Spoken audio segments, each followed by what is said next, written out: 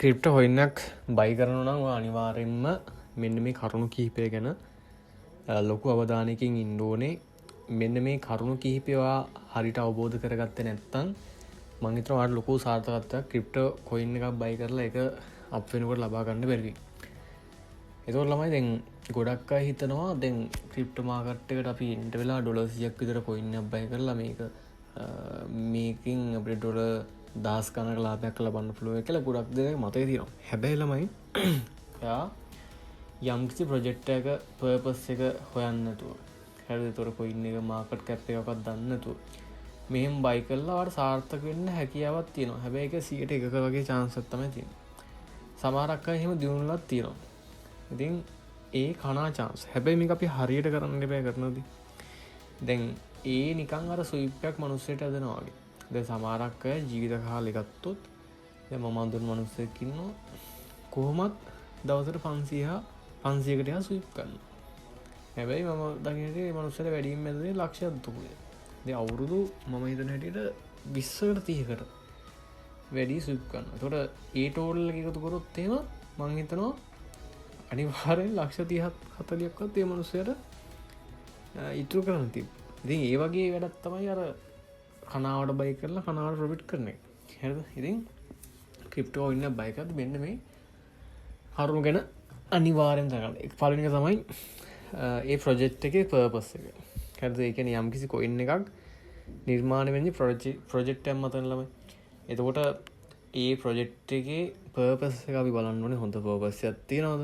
එතකොට මේකෙදී ඒ කියන්නේ ලෝකයට සහ ඒ කොයින් එක හදන කන්ට්‍රි එකට මොකක් හරි වැලියු එකක් තියනවද? රයිට්? මේ කොයින් එකේ ප්‍රොජෙක්ට් එකේ මේවා බලන්න. දැන් සාමාන්‍ය ස්කෑම් ප්‍රොජෙක්ට් ගොඩක් එනවනේ. ඒ වගේ මිලෝ රහන් නැති පර්පස් තමයි තියෙන සමහරක්. ඒතර අපි කෙලින්ම හිතන්න පුළුවන් මේක ස්කෑම් කොයින් එකක් කියලා. දෙවෙනියට ළමයි මේකේ ඉන්න ටීම් එක. හරිද? ඒතර ටීම් එක කියන්නේ මේ කොයින් එකට ඉන්වෙස්ට් කරලා තියෙන. දැන් උදාහරණයක් විදිහට හිතන්නකෝ. දැන් කොයින් එකක් එනවා හොඳ කොයින් එකක් කලතෙන් එනවා අපි නිකන් උදාහරණයකට දාම් පුරනවත් දාමුකෝ. බෙෆි කියලා කොයින් එකක් එනවා කියපුවා.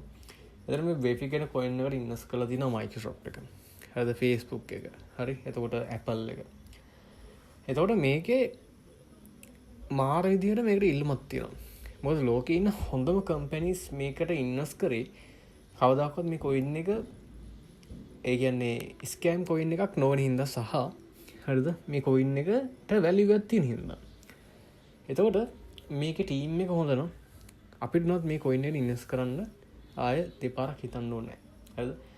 ඒ වගේම තුන්වෙනි එක මාකට් කැප් එක. දැන් සාමාන්‍යයෙන් හයි මාකට් කැප් එකක් තියෙනවා නම් හරිද?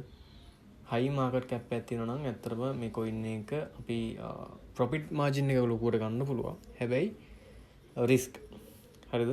ගොඩක් රිස්ක්. හැබැයි ලෝ මාකට් කැප් එකක් තියෙනවා ළමයි.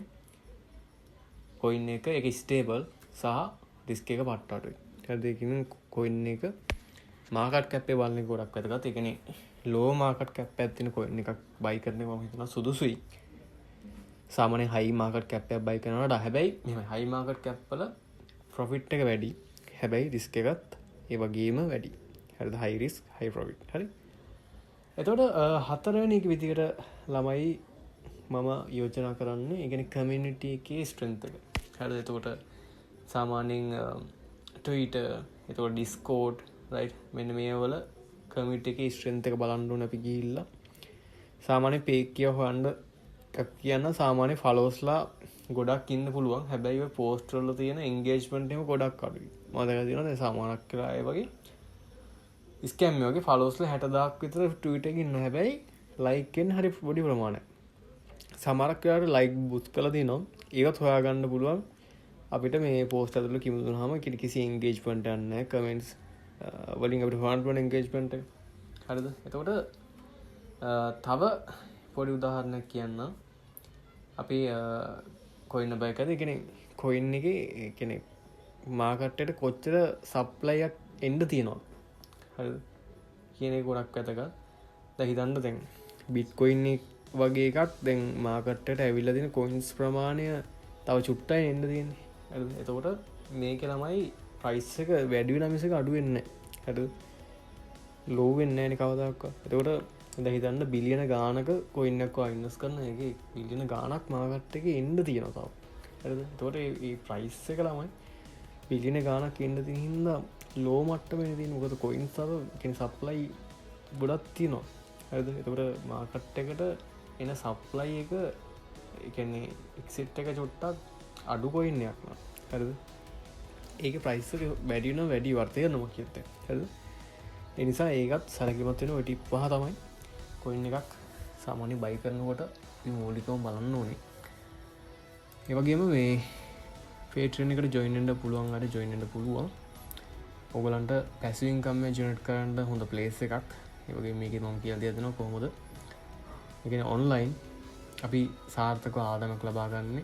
හරිද? එතකොට live එක උඩ දාගන්න Facebook, YouTube, ඒ වගේම Amazon KDP, ඒ වගේම Adobe Stock වල ගේමක් ගහලා තමයි මේක මම කියන්නේ.